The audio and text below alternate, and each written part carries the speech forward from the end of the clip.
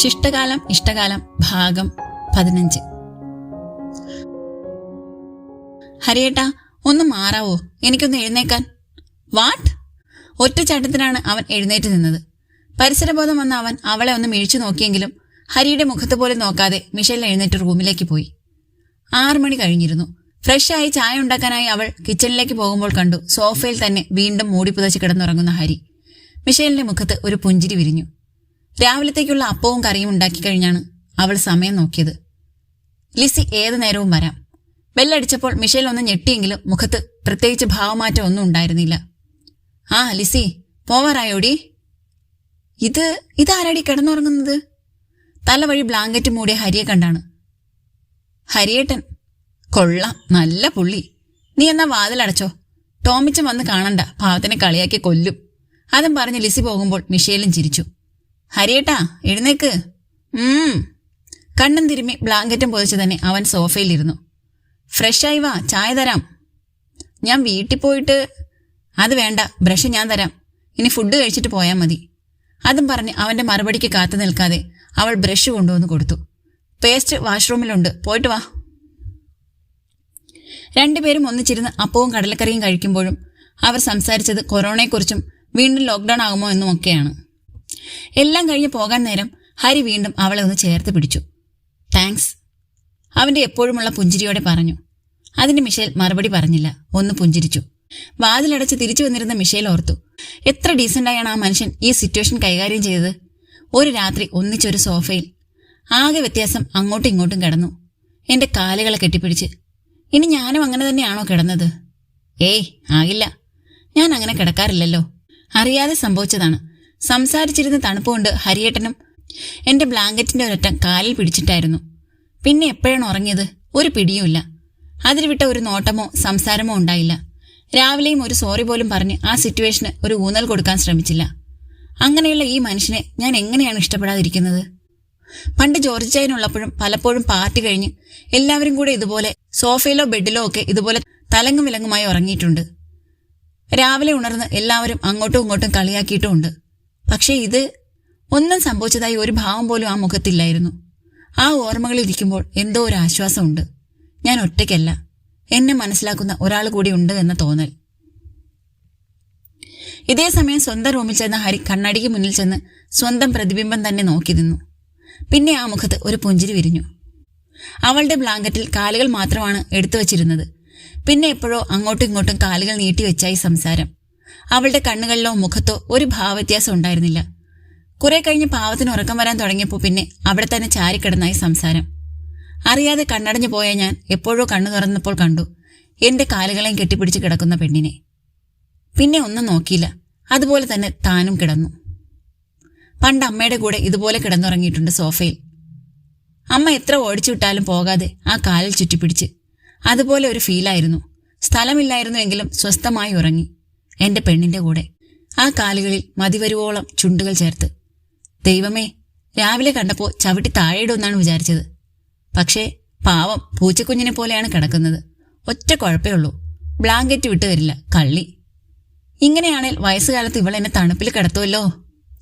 ആ കുളിരുള്ള ഓർമ്മകളുമായാണ് ഹരി വീടെല്ലാം വൃത്തിയാക്കിയത്. വല്ലാത്തൊരു ഉന്മേഷമായിരുന്നു ഓരോ ജോലിയും ചെയ്തു തീർക്കാൻ. ദിവസങ്ങൾ സാധാരണമായി തന്നെ കടന്നുപോയി. മിഷേൽ കിട്ടുന്ന സമയമെല്ലാം മിലിയെ വിളിച്ച് അവളുടെ സുഖവിവരങ്ങൾ അന്വേഷിക്കും. ഹരി വന്നു പോയതറിഞ്ഞപ്പോൾ മുതൽ അപ്പൻ അവളോട് പലതും പറയാൻ ശ്രമിക്കുന്നുവെങ്കിലും ഒന്നും പറഞ്ഞിട്ടില്ല. അവൾക്ക് നന്നായി അറിയാം എന്താണ് അപ്പൻ പറയാൻ ആഗ്രഹിക്കുന്നതെന്ന്. അത് കേട്ട് വീണ്ടും മനസ്സ് വേദനിപ്പിക്കാൻ ആഗ്രഹമില്ലാത്തതുകൊണ്ട് അവളും അതിനൊരു സാഹചര്യം ഉണ്ടാക്കിയില്ല.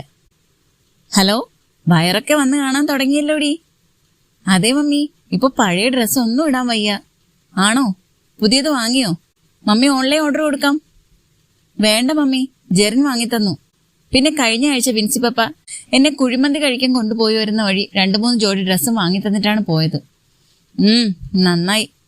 മമ്മിയുടെ മുഖം പെട്ടെന്ന് വാടിയല്ലോ. ഒന്നുമില്ല മോളെ, നിനക്ക് തോന്നിയതാണ്. പപ്പ ഓർത്തു അല്ലേ? സാരയില്ല, പപ്പ ഉള്ളപ്പോഴും മമ്മി തന്നെയല്ലേ എല്ലാം വാങ്ങി തന്നിരുന്നത്, പിന്നെന്താ? എന്നാലും സാരയില്ല, മമ്മി ഓൺലൈൻ ഓർഡർ കൊടുക്കാം. മമ്മി ഇനി എന്നാ വരുന്നത്? എന്താ മോളെ? ഒന്നുമില്ല, മമ്മിയുടെ രസവും ചോറും ഓർമ്മ വന്നു. പിന്നെ കുരുമുളക് ഇട്ട കിഴങ്ങ് കറിയും. മമ്മി, ഇവള് കള്ളിയാ.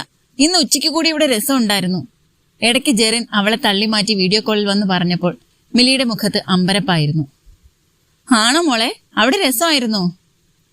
ആണ് മമ്മി, പക്ഷേ സാരയില്ല, മമ്മിക്ക് മനസ്സിലാവും. മിഷേൽ ഒന്ന് പുഞ്ചിരിച്ചു. അതൊരു പെണ്ണിന് മാത്രം മനസ്സിലാകുന്ന ഒന്നാണ്. പ്രഗ്നൻസി കാലത്ത് ഇഷ്ട ആഹാരം, അതും സ്വന്തം വീട്ടിലെ രുചി ഓർക്കാത്ത പെൺമക്കൾ ചുരുക്കമാണ്. മമ്മി, വരുന്നതിനെക്കുറിച്ച് തീരുമാനം വല്ലതും? ഞാൻ ലീവ് അപേക്ഷിച്ചു മോളെ. മിക്കവാറും അടുത്ത മാസം ആദ്യം വരും. അത് കഴിഞ്ഞ് നിന്നെ വിളിച്ചുകൊണ്ടുപോക്ക് നടത്താം. എന്തായാലും നീ അപ്പന്റെ വീട്ടിലേക്ക് പോരെ. അവിടെ ഉള്ള സൗകര്യത്തിൽ നമുക്ക് കഴിയാം മോളെ. അല്ലാതെ ഞാൻ അവിടെ വന്ന് നിന്നാലും എനിക്ക് ഒരു മനസമാധാനം ഉണ്ടാവില്ല. അതെന്താ മമ്മി? എന്റെ മമ്മ പാവമാണ്.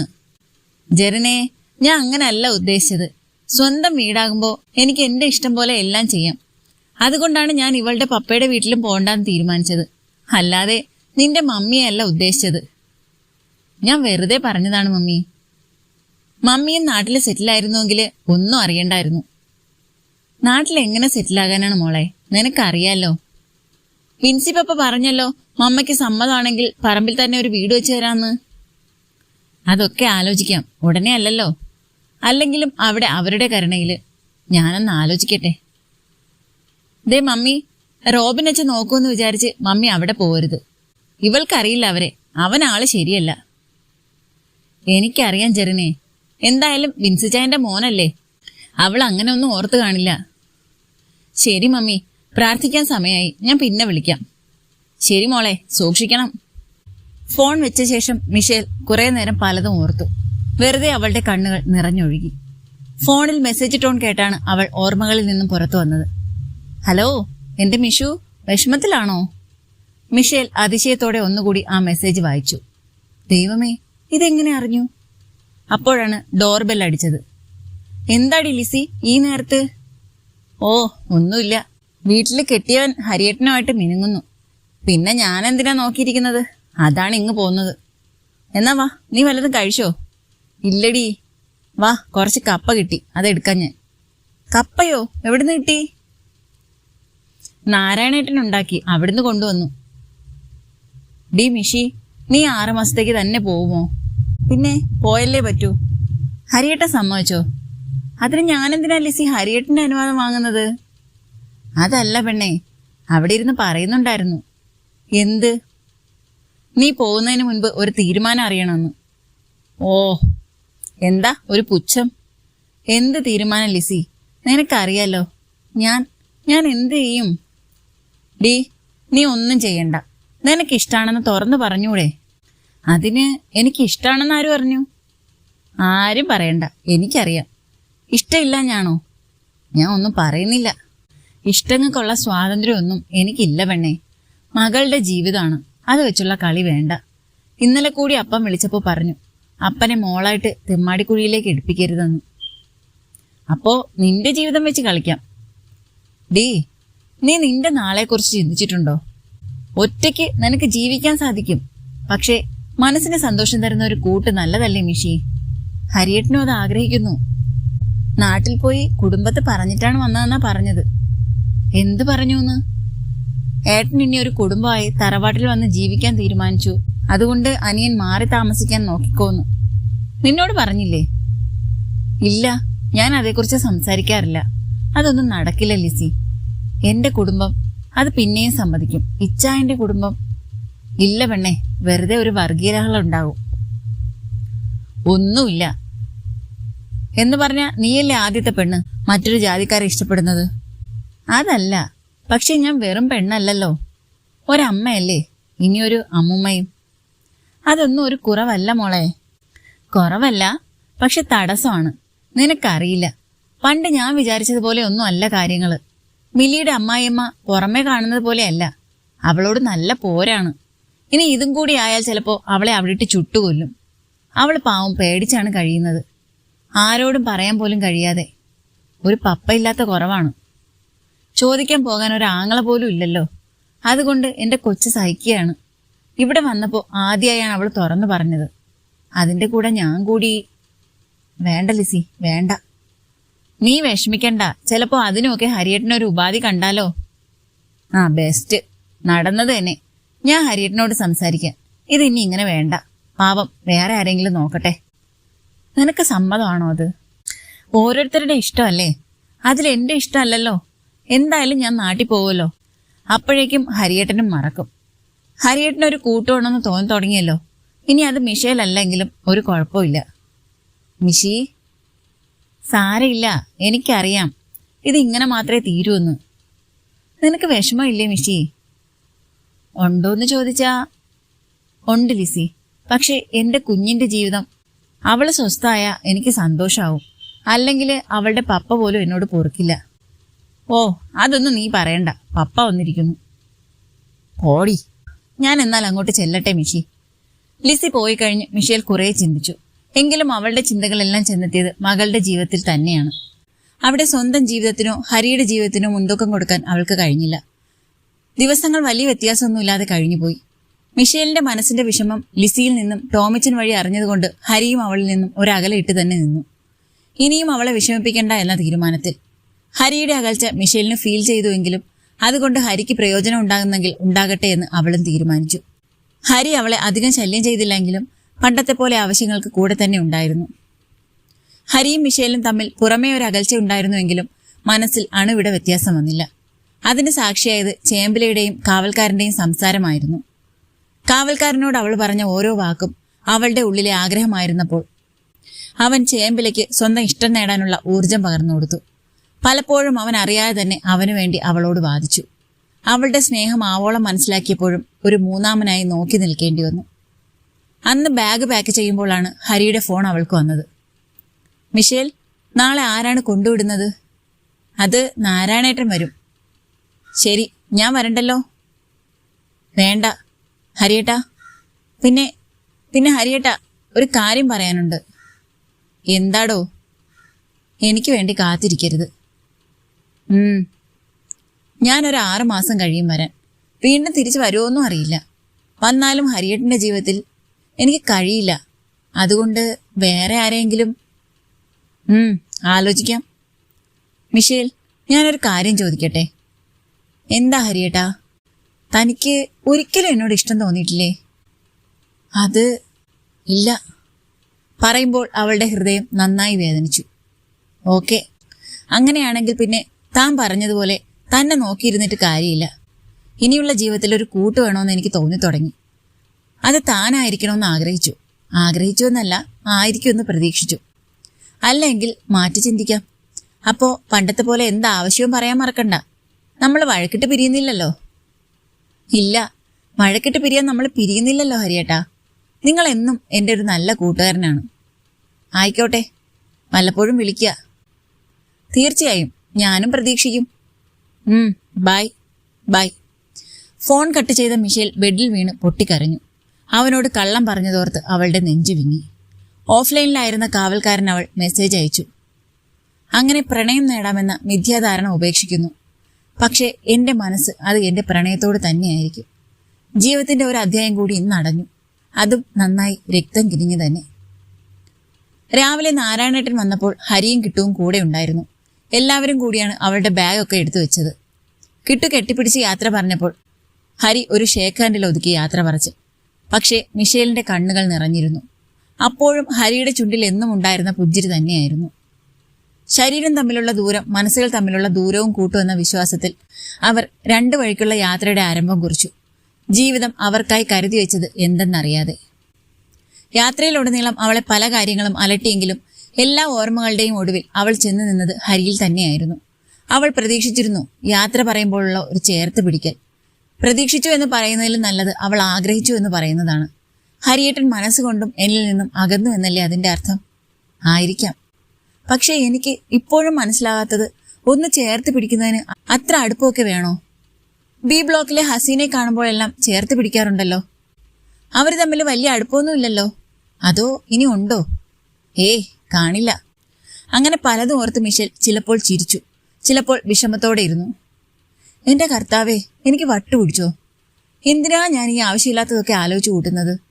ഞാൻ നേരിട്ട് പറഞ്ഞതാണല്ലോ ഇനി എന്നെ പ്രതീക്ഷിച്ചിരിക്കണ്ടെന്ന്. എയർപോർട്ടിൽ അവളെ വിളിക്കാൻ ജെറിനും മാത്യുച്ചായനും ഉണ്ടായിരുന്നു. അവൾക്ക് എങ്ങനെയുണ്ട് ജെറിനെ? കണ്ടോ? മമ്മി കണ്ടപ്പോൾ ആദ്യം ചോദിക്കുന്നത് മോളെക്കുറിച്ച്. എനിക്ക് ഒരു വിലയില്ലല്ലേ? അയ്യോടാ, എന്റെ മനസ്സിൽ നിനക്ക് തന്നെയാണ് വില. പിന്നെ അവള് വയ്യാതിരിക്കയല്ലേ, അതാണ്.